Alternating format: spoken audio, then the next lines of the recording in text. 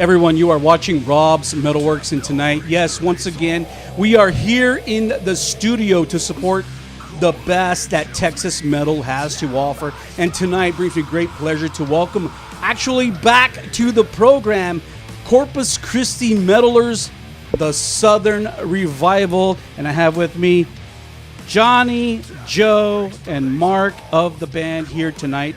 Gentlemen, what an honor it is to reconnect with you. It's been great tonight talking about metal music.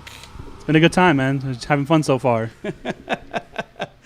Lots to talk about because your new record is about to drop next month. Yeah, it's almost November, so I'm already thinking it's November. And I mentioned great to reconnect with you because I hooked up with you guys at the Memorial Day Metalfest back in 2021, right? May 2021?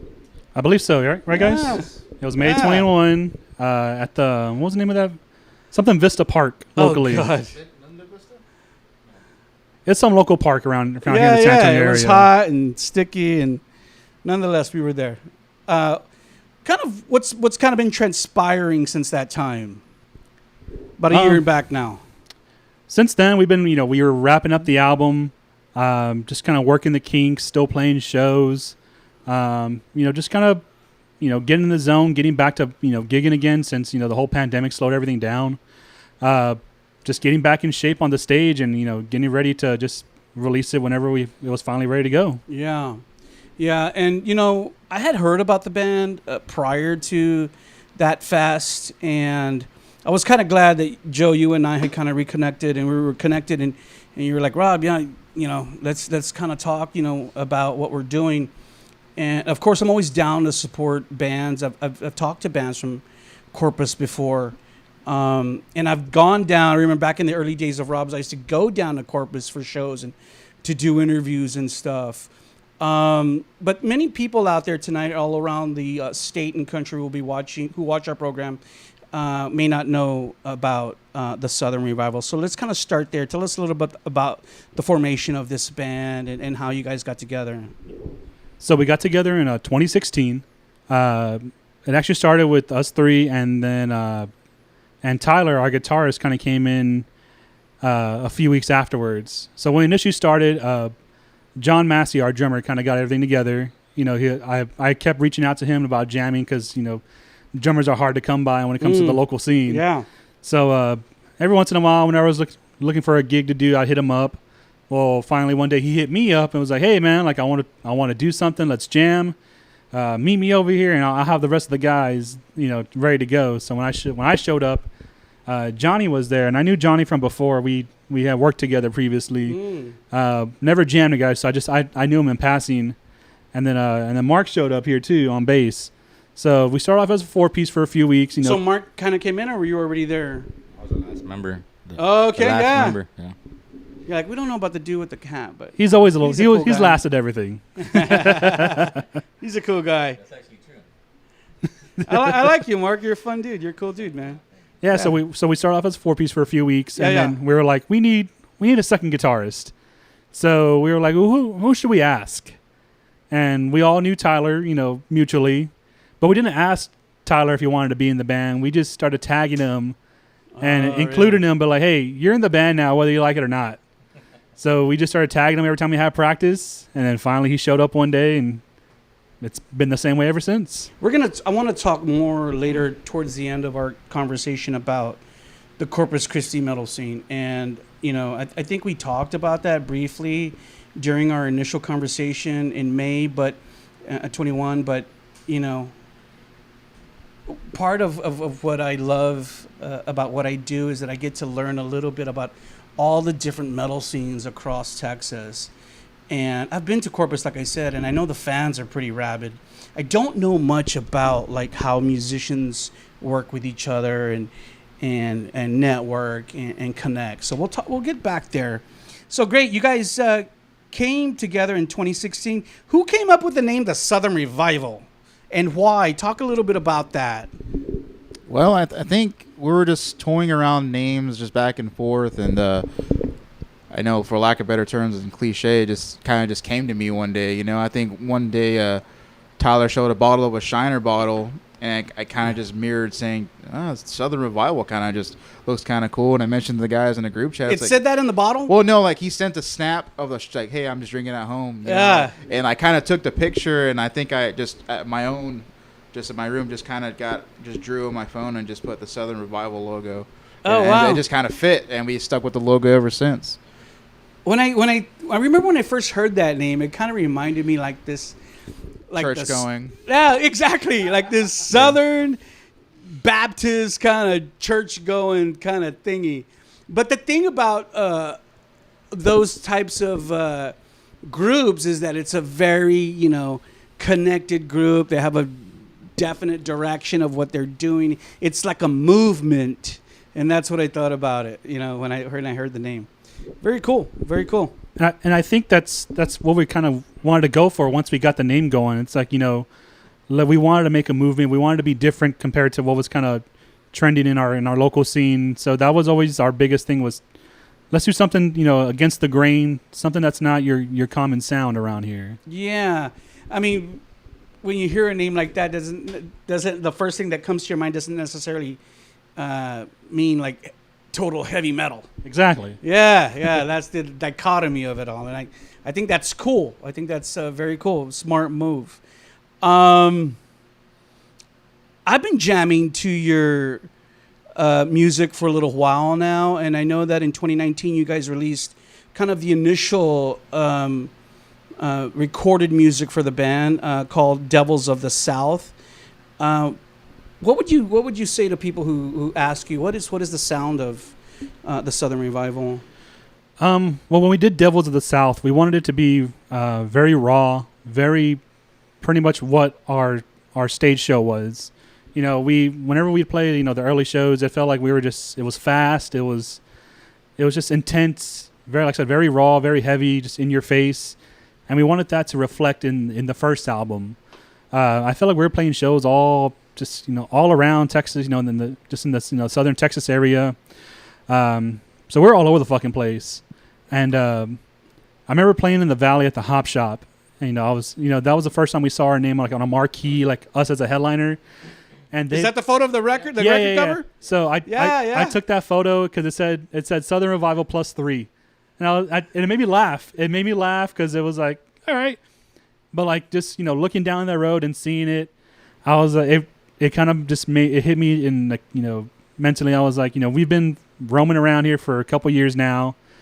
We've been all over already. Like, this is a good representation of what the album should be. Come in, let the arrow point you to come on in, check it out, see what it's about, see, what our sound is coming from. Did you feel a sense of gratification on that to kind of see your name in the marquee? And I did. I'm not too sure about you guys, but I did. Like, I know it's nothing, fancy or anything. Like I said, it was kind of funny. But yeah, like it just it hit close, like it just hit me close to home, and I was like, like it's cool to see our name in the lights like that. It's a very, it's all those little things, the minutia in life that really inspire people to keep doing things, and little things like that provide a lot of gratification. Even me, at my tenure, I see people post things like, you turned me on to this band, and it makes me very happy, to think that like all the work and sacrifice that we're doing is for naught. I mean, it's not for naught. Right. That's cool, man. Very cool. So did you tell me about the sound? What sound is it? How would you describe it? What is the vibe? The sound, I've had people ask me, what makes y'all Southern? What makes your music Southern? I think it's Joe's voice. Joe has a very Southern type of voice to it. He changed it. He changed it because when we first started, it was like pretty hardcore, pretty heavy, and I always kind of felt like, man, he needs to like change the vocal pattern a bit, and I really didn't want to tell him because I didn't want to get kicked out of the band, So I didn't say nothing. But when we finally went into the studio to do the 2 demo recordings, which are Tyler's song and Last Call. Robert Beltran from Corpus, he actually kind of told him, hey, he Beltran. I know that name. Yeah, he's actually done pretty good, man. He's done pretty good for himself. But he told Joe, hey, I can hear your voice like this. like, let's try it, you know. So I think they ended up trying it, and it ended up working great, you know. We ended up loving it, you know. And I mean, I couldn't tell you why we're Southern other than that.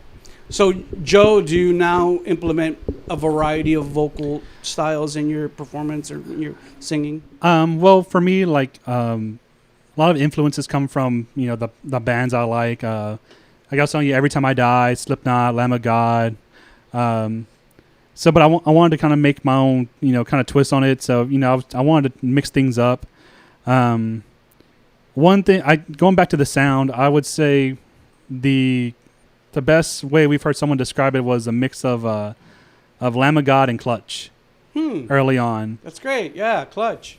So, because, kind of a twang and then the aggression on the vocal. Back on the sound, like, we always get complimented on how, like, y'all are such a live band, very tight sounding, and we practiced maybe 2 to 3 times a week in the very beginning. Yeah, it was very straightforward. And on the first day when me, Joe, and Massey got together at TFC Rehearsal Studios, we made Last Call, like a rough version of it, and just progressed ever since. But, like, the first album has that raw live setting, and that's kind of like what we wanted to go for. Just what you see on stage is what you're going to get on the album. And for the Southern stuff, it kind of just, I think it's like Southern metalcore. It's got the groove, it's got the twang, the blues. Great analogy there. Southern metalcore. I like that. Yeah. Is the Devils of the South still available? Yes, on all streaming platforms, Spotify, iTunes. Can fans get it? Like, can they buy physical copies? We still have physical copies. I had a conversation tonight with my primo. We're driving over here today, and he said, I got a new phone. He says, but, I can't save music on my phone anymore. I have to, like, stream now. And I don't do that. Like, my phone has, like, 250 gigs, and I put, like, all my music on my phone. Like, I buy it, I download it, or I still have a laptop that I can put a disc in there and upload it, and I love that because I love to have my music on my phone. To me, it just sounds better. Exactly. I didn't want to tell him that. Primo, I'll help you out, dude. All right, don't worry about it, man. I got you. I didn't want to tell him that, but yeah, I mean, I hate streaming music. I really do, because to me the quality is just not there. So I've always kind of wanted, the real deal. And I do have a copy of The Devils of South. I've already uploaded into my machine. Yes, I do. You hooked me up in May. Yeah. Great, man. Fast forward now. We're here in 2022. Your brand new record, Death Knell. For all you people out there, after this interview, be sure to look for it. Here is a look at the cover work for the Southern Revival's upcoming release called Death Knell. Be sure to look for it, November 17th. Guys, how do you feel now with this new record about to drop? Really, like in 2-3 weeks. How do you feel? I feel like we came a long way since the demo and the first album. We definitely matured a lot. We hunkered down in the pandemic. All we had was time. Time was, I guess, not the enemy during that whole era. I could say it's 8 songs of just pure nonstop action. Like, every song has its own flair, its own taste, its own color. Like I said, we progressed a lot, matured a lot. We got everybody's influence and background in the creative process. That was going to be my next question. Like, how do you feel that you've grown since Devils of the South? I'll be honest, I like that nothing sounds the same on this album, the new album. I would agree. I think everything sounds different. It sounds like we got a bunch of influences from everybody and kind of put it together. So it sounds unique, and it doesn't sound like metal straight, one long song. Every song is different. Every song has a different vibe and a different feel. And I would say every song, while it sounds different, they're all in your face. They're all going to, get you, pumped up one way or another.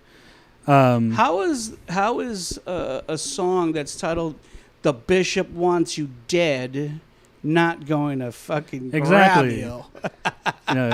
It starts. That opening riff just starts. Ripping apart, and goddamn, if you don't want to start a circle pit during that, what are you doing, man? Jesus Christ!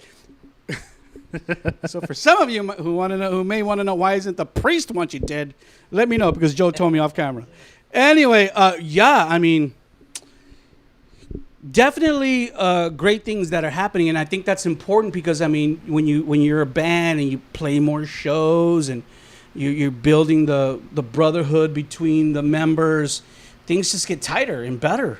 And I think you guys are really at a great jumping off point for the Southern Revival. And really, Joe, when you sent me the record, that's one of the first things that I kind of realized. I was like, yeah, these guys are, really ready to kind of take this band to the next level. I really felt that. And that's why I wanted you to come back to Rob's and do a proper interview here in the studio. And that was my biggest thing too, because, as much as the first album meant to us, we know that it's not the greatest sounding record. We did it in a living room from a buddy of ours, we appreciate. Is that the Harbor City? No. This is the Devils of the South. We knocked it out. Buddy's house. CrossFit gym. It was hot, sweating our asses off. But that's what we wanted it to be. But with Death Knell, we wanted to show our progression. How we've grown since then. And like Johnny was saying, we used the pandemic to our advantage. We didn't want to sit there, and just waste our time. It was like we need to get something done, and we need to show where is this band going and what's the sound going to be like. So let's go there. Let's talk about Death Knell now. As I mentioned earlier, the record's going to drop on December 17th. 8 songs. November 17th. Yeah, November 17th.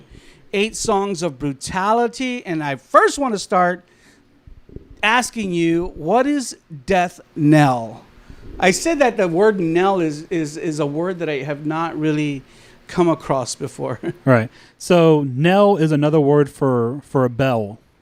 So Okay. Death Knell the way I see it, it's a ringing of atonement for us to come. Death is coming for us. He's ringing his bell, and this is our time, but we need to lay out our reasons why we can't go yet. What a relevant title in this day and age. I mean, thank God we're past the era of the pandemic, but how many people died and passed away?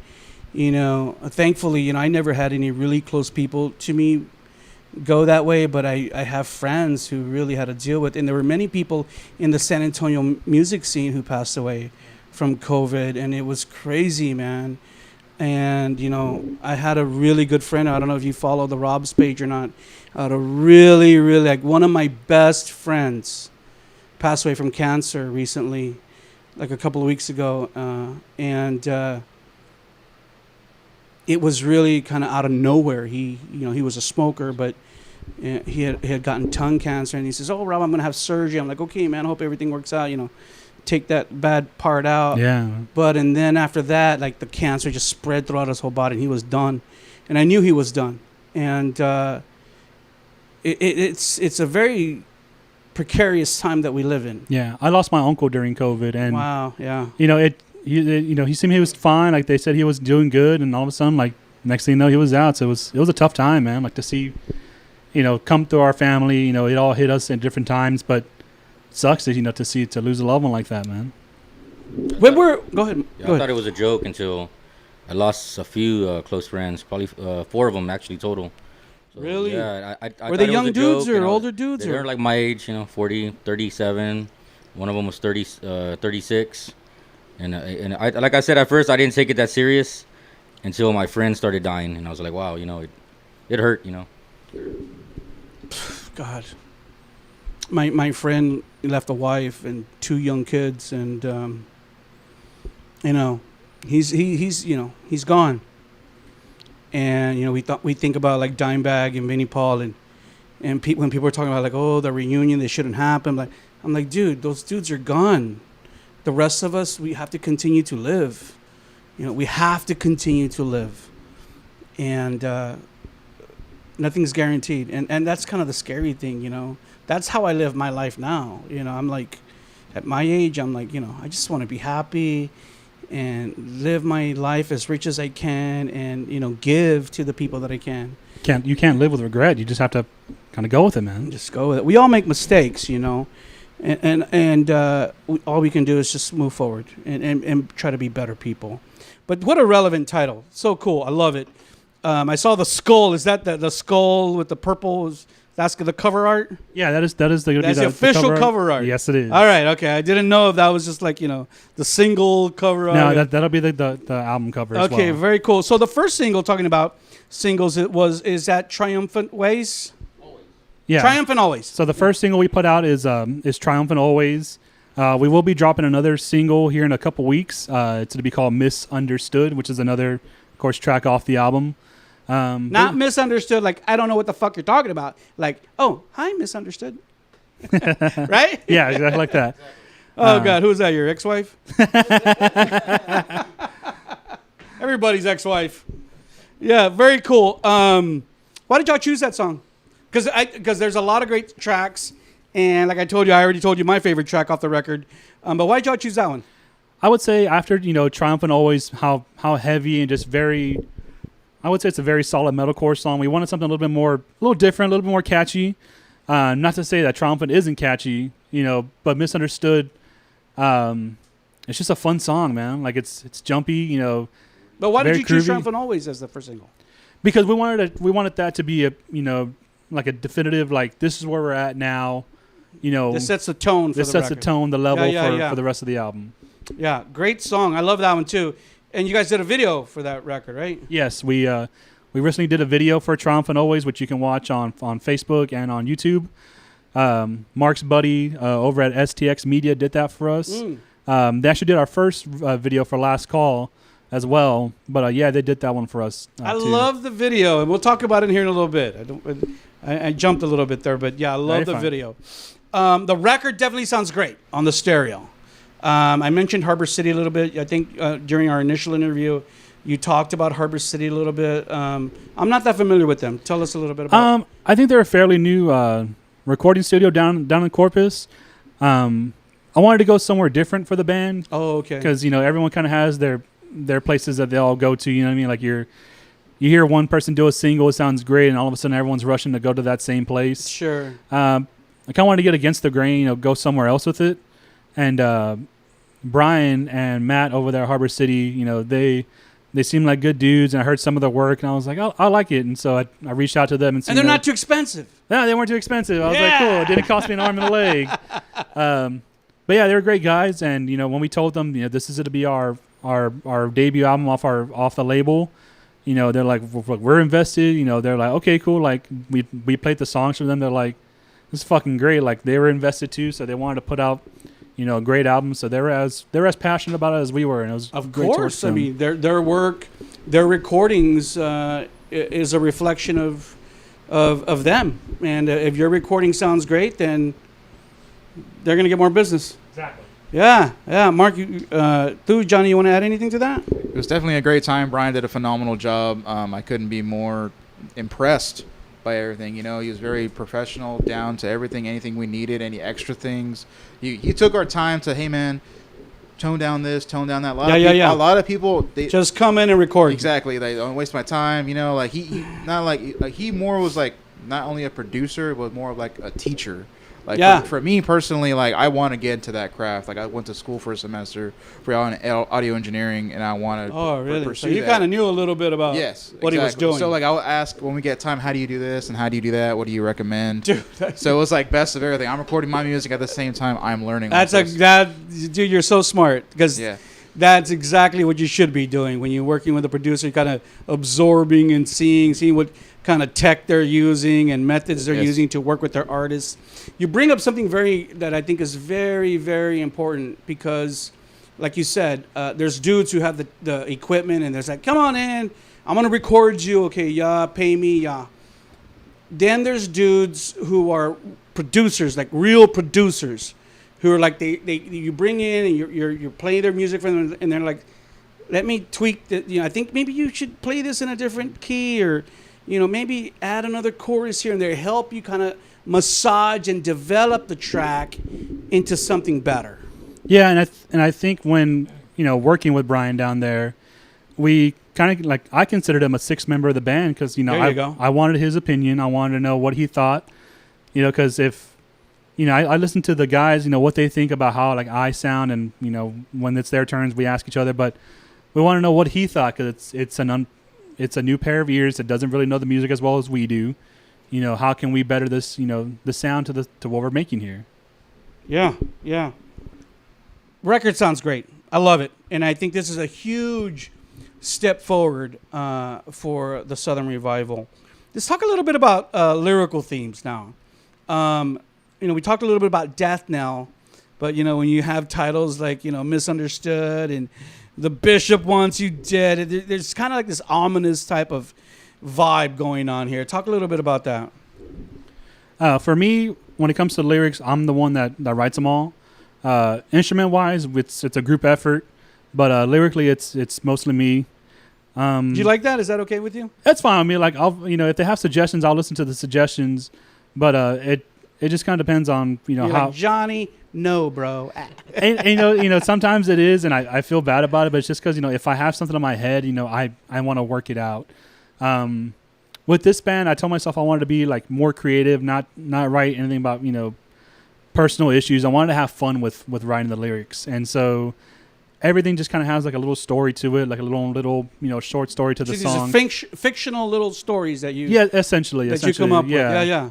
So like for like Misunderstood, it's kind of about a character who's scared to go home because his significant other is kind of just wants to kill him, and he's out of love, just so obsessed that she wants to kill him because she won't let anyone else have him. I kind of feel that way sometimes. I have a lot of friends like that. I love you so much, I'm gonna kill you.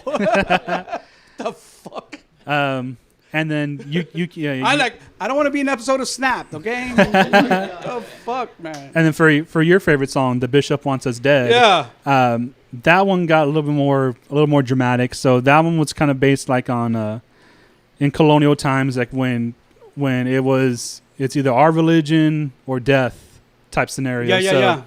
So this is from the point of view of a group of people who are being hung for not agreeing with the church. Sure. But religious persecution. Exactly. And that's why all the pilgrims left England to come to the United States. Yeah. Yeah, because they didn't. And they came here and they fucked each other and killed each other over dominance. We still in some ways kind of hear and see some of that. We sure do. Yeah, it's crazy, right? It's a little crazy.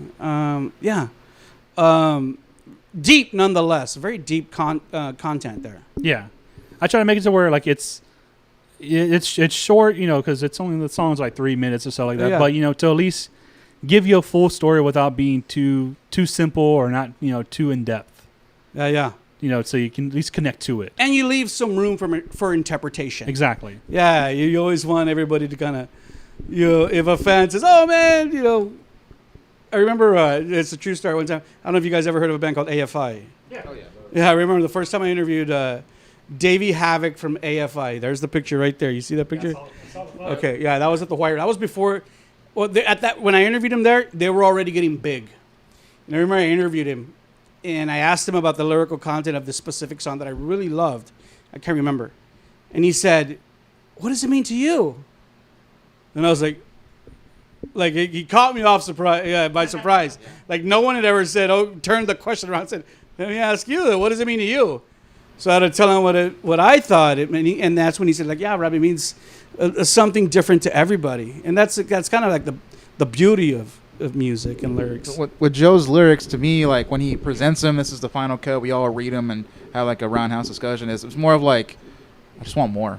I want more of this story. This one little insert of this, like, man, can you make a part 2 of this? Or kind of like, instead of like it's a person doing this, why don't you make it on the opposite side? See it through their point of view. I always just want more and more. Yeah. Like when you said the stories, and one of my favorite bands, Queensryche, does that a lot. They do their own stories in their songs.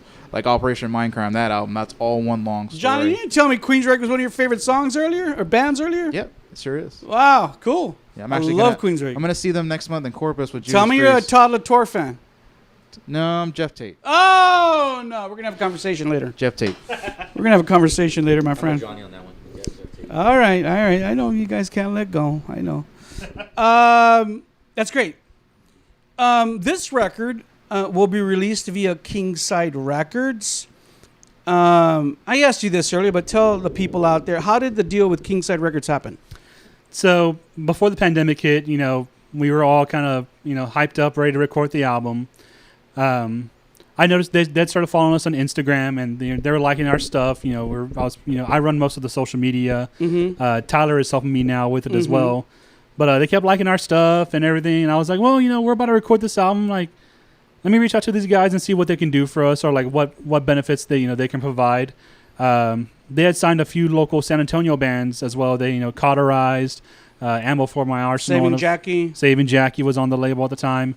So I was like, okay, let's see what these guys are about. And so I reached out to them, and they said, we got to talking. They liked our social media presence. They liked what they heard, from Devils of the South.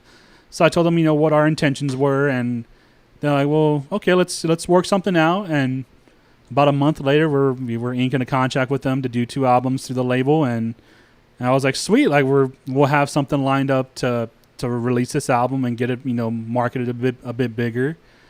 And then the pandemic hit, man, and it just, the brakes hit on everything. We weren't playing shows, we weren't doing anything. Nobody was doing anything. So, but we really took that time to focus on the album and really get, the best songs we felt, can be very attention grabbing, and just, the best work we've done so far.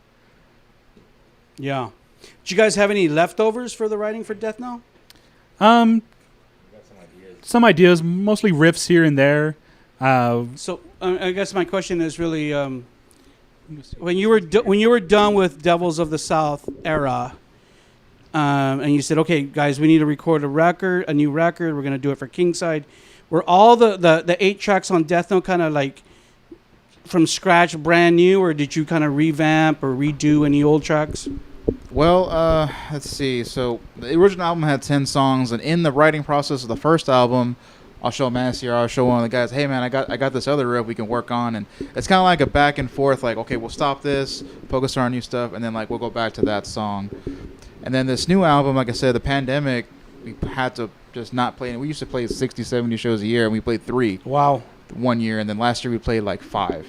Wow. So now we're slowly picking up the pace, but I have a lot of riffs. I do a lot of home writing, and I just kind of bring it to the table, and then, or we kind of throw it in, see how it is, spit it back out. Okay, we'll hold off on that. Or we even get that riff, get another riff, and combine them both. Or we'll do even, like, I'll hand the guitar to Massey sometimes. Like on the first album, Massey came up with the riff for the song Rogue. He wrote that riff. And then we kind of worked all together and made it a song. And then the little break in the Bishop, Mark wrote that riff on bass. Yeah. That's so cool that you guys all collaborate. Yeah, it's one big round table. It's nothing but fun. And Massey looks kind of like funny with. I'm sorry, Massey, but you look kind of funny holding that guitar because I always see him in the back. But yeah, it's all a fun process. That's awesome. We always have a riff library, or we take a little snippet of a video of anything. I have 20 plus videos of riffs. Yeah, that's cool, man. I know bands have stuff in the archive, and you can rework it, and if you have shit that nobody ever heard, even though you released it, fucking rework it and re-release it. No one's ever gonna fucking know. Yeah, that's great. And we go through a lot of like recording on our phones, and so like we'll sit there like thinking, what was that shit we recorded a couple weeks ago, and we're flipping through our phone and playing the recording. We're sitting there like, all right, let's try that. We'll throw it against the wall, see if it sticks, and just kind of go from there. But yeah, we just these 8 songs are probably the ones that we were most proud of and thought they're gonna hit. Yeah. So yeah, I love it. Again, everybody, be sure to look for Death Knell on November 17th. Johnny talked about shows. I know you guys stay pretty busy. You guys like to do shows. And one of the things I've really respected about the band is that, you're from Corpus, but you really go out and branch out and do shows in other territories in the state. And I think that's admirable and cool. Not a lot of bands, do that, because it's a lot of work and money and sacrifice. What is the plan for after the release of Death Knell after the 17th with regards to shows? Well, we have a couple more shows this year, but we're looking towards really expanding more next year. I want to get us more around the state, promoting the album. We have a couple buddy bands from the label that are from out of state. So I want to take us into, cross state line, hopefully into Arkansas and Louisiana Wow. next. So Kingside has some signings out there. yeah, we have another buddy band out of Arkansas called Dawn of Ascension. And they're cool dudes. They played San Antonio a few times for the I've heard of them. Metalfest. Yeah, they were at the Metalfest too. So you might heard of have them. saw them. Yeah. So we want to try to connect with them, or connect with whoever. Just try to get out, on the road, really promote the album, get it out there and show people what we're working with here. Yeah. That's cool. And as you look for, we're almost, it's hard to believe we're like almost at the end of 2022. Yeah, it's flying by. 2023 will be upon us shortly. And so what would you like to do for the new year? Because obviously I think this record deserves a good amount of support. I don't know, man. Just whatever kind of fucking comes to our plate, honestly. Like, I do a lot of the booking for us, and I try to have everything in order. But sometimes, something comes across the table, and you just can't say no to. Yeah. So, but I do plan on pushing this album heavily. Getting it all around the state. Listening. Talking to whoever was willing to listen. To it. Just really promoting it and let people know. We're fucking out here, and we're something to be dealt with. Sure. Will Kingside be putting out any hard copy? Yeah, so we're going to have CDs. It will be on CD and streaming. We're waiting for vinyl, but the vinyl industry is pretty backed up right now. But it will be on vinyl as well, which I'm fucking stoked about because I collect vinyl. So Wow, really? Yeah. Wow. Well, I want a hard copy CD. Oh, you got it, bud. Okay, be sure to send it to me. Mail it to me. I want one just to have in my archive. Even though I have the record. That's great. Yeah, go out there and work it, man. You got to work it as an underground band. Exactly. And like I said, if you have a good product out, then more power to you. It makes it easier. We talked about videos earlier, and you guys talked about the Triumphant Always video. I love the video because you guys are performing. I always love to see bands throw down. But then there was like a little humor at the end of the video. I thought was really cool to kind of keep people intrigued. First of all, tell me, still feel important? The video medium is important for bands? I think so. We're very much in a digital age. Yeah. I feel like the music video isn't as, I guess, highly touted as it used to be. Whenever a music video dropped, like it was fucking great. Like you look forward to seeing it.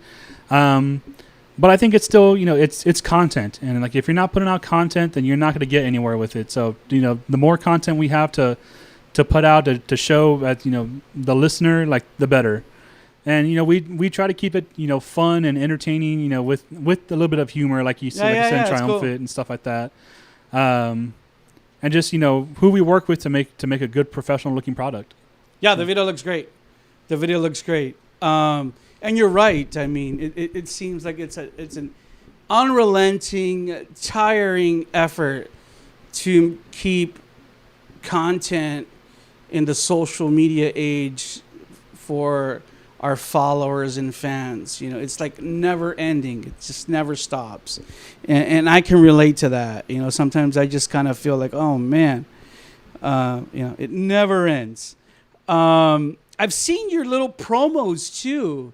Like the video that you did where like with the zip disc and like, you want to see our new video? Oh, yeah. I thought that was cool too. And I think those things are important in those efforts to keep, to help market and promote like the upcoming video. Yeah, so we tend to keep things a little, little light and fun. And like going back to saying, having content, if you're posting, just a worded post every couple of weeks, no one, it's not going to pick up traction. You have to have something visual for the listener to see. Sure. To really entice them, and if it's funny, they want to come out and stuff like that, and just carrying it along. So yeah. Will there be any more videos? Yeah, I'm sure there will be. Tyler and I are I want to see a video for The Bishop Wants You Dead. I'll be the bishop. In the video. Yeah, you know, just content-wise, you know, we'll have more videos. Fuck. We have a few lyric videos coming. That would be cool, though. I do want to do another music video. My name is Bishop Cardenas de la O. Chavez. The fuck? I can see it now as an introduction right here in white letters at the bottom, right there in a robe and everything. We're going to have to have like 10 vodkas before we do that Mark, video shoot. get Sal on the horn right now. Whoa. So yeah, more videos. Yeah, hopefully more videos. Cool. Yeah. I'd love to see you. I think you could do. There's several. I think there's several great tracks on this record, and I've kind of touted the Bishop song. But what would you kind of feel would be like the next single, or have you guys already made that decision? Yeah. So the next one, we're putting out a lyric video for Misunderstood. Mm-hmm. I know the label wants to do a few more, but as far as an actual music video, I would like to do Bishop. I think the Mark's Friends Media Company would do a great job with that one. You want to kind of talk about their history a little bit? Yeah. Sal Hernandez and Jacob Grimm from STX Media, they actually make horror films. So they're actually, in my opinion, they're like the best, you know, in our area, of course, and possibly even Texas, from what I've seen. What are they called? Independent horror films. They're called STX Media. They got a film out right now called Deviant Behavior. It's actually on, I think it's on Amazon Prime, I want to say, So, yeah. and other stuff. But And these guys are from Corpus? Yeah, it's pretty neat, man. Cool. They do all their own makeup and everything, but they're Nice. as far as equipment and professionalism with the crew, they're professional, and they don't mess around. They're not like, hey, let's joke around, guys, and like they're there to get it done, and that's. They're not like Robert Chavez, like, hey, let's take some shots. Then we'll do an interview. No, They're like, yeah. Time's money, bro. Yeah. When you do shit like that, yeah. Yeah, Exactly. but they're highly professional, man. And Yeah, that's they're really great. good at what they do. That's great. That's great. You know, that's one of the reasons I never monetized, Rob, is because I like to have fun and meet people and get to know them as human beings and just fans of heavy music, you know, and let's do our thing. Beautiful, man. That's great. Okay, guys, as we get near the end of this interview, I always, like I said before, I'm always intrigued by all the different metal scenes in Texas, and I've been to Austin and El Paso and Corpus, you know, the Rio Grande Valley kind of is like a second home to me. Tell us a little bit about what's happening in Corpus now. How do you kind of feel? And I'm not talking about like, you know, fans really going out to shows, because I know you guys have, there are metal fans in Corpus. I want to know more about like musicians and bands. Do y'all work together, help each other, clubs and stuff like that? Tell us a little bit about that. Yeah, I'd say everyone works pretty well together. You know, we all have our bands that we consider, you know, good friends, you know, yeah. buddies and stuff like that. Like who? Drop a couple names if you can. Means to an End for sure. Those are our boys right there. I've never heard of them. Knife Party's Deftones cover band. You know, they're good friends with Mark. Yeah. Growing Pains, they're a pop punk band. You know that Yeah. I'm good friends with the guitarist. Rendered Heartless. There's some buddies of Johnny over here, and it's all different genres. You know, the pop punk scene there in Corpus is popping off. I would say the death metal scene, you know, the deathcore scene kind of pops off. Regular punk is pretty steadily growing there. Mm-hmm. And we just kind of fit, you know, where the fuck we want to fit in. You know, we just, you know, we're that little kick in the middle of a set list or in the middle of a show, and just kind of, you know, causes a ruckus, and then we dip out, man. Like, you know, we're in and out, just, you know, tear up the stage and okay, have a good night. Do our thing, yeah. Exactly. That's great. I'd love to get back to Corpus again. If you guys ever do anything special, let me know. I definitely would like to go down there and hang with you guys. And you come hang out for the album release, let buddy. me know. I don't know about the details of that event yet, but you know. Yeah, actually, House of Rock's a great venue to play at. House of Rock. Yeah, into the tent venues. You know, we have You guys House got, of like, Rock. barbecue and smoke out sessions and stuff like that. They got great pizza there. House of Rocks is like the premier downtown rock venue. All right. You got Boozers. I never You been got there. Black Monk. I've heard of Boozers, but not the House of Rock. I'd like to check it out. All right. Yeah, man. If I go, Julie and I will go down there and have a good time Sweet. with you guys. Get me a hotel room, and I'll take my camera, Hey. and we'll document a little bit, okay? In support of Death Knell. Gentlemen, as we end out, I want to give each of you an opportunity to share any thank yous, any love, any support to people who have been there for the Southern Revival this past year as we culminate in the next couple of weeks in the release of your new record. So let's start over here. Go ahead and share with us, Mark, any love. Yeah, I just want to give love to like all our friends in the music scene in Corpus. I mean, y'all know who y'all are. There's too many of y'all to name, and I've been drinking, so don't even make me start. Oh, God. But especially, I want to thank my wife. My wife is my biggest supporter.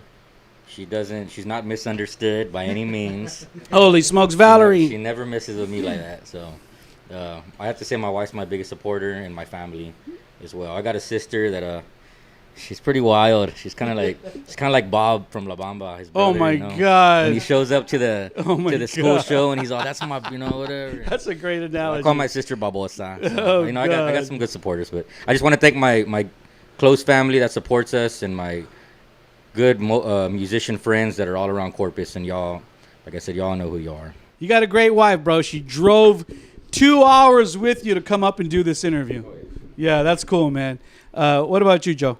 I would say just, the friends and family of the band, like Mark said, I'd say we have a strong following in Corpus, and it really is too hard to name every one of them because they're all very fucking supportive of us. I'm thankful for all our fans always supporting us the past few years. I'm thankful for these boys, for dealing with, I know I could be a pain in the ass sometimes, but it's just because I want the best for us, and they put up with me. But we're thankful for all our friends and family who follow us. Our buddy bands, they're out there grinding too. We're always there to support them.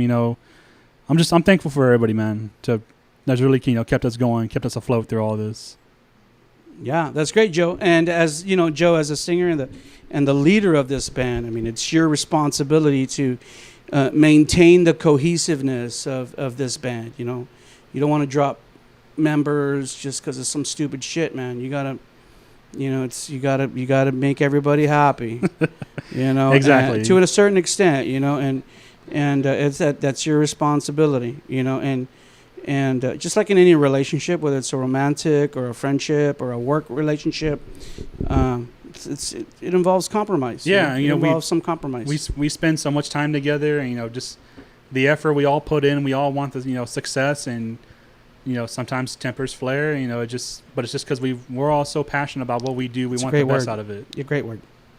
Awesome. All right, my man, your turn, Johnny.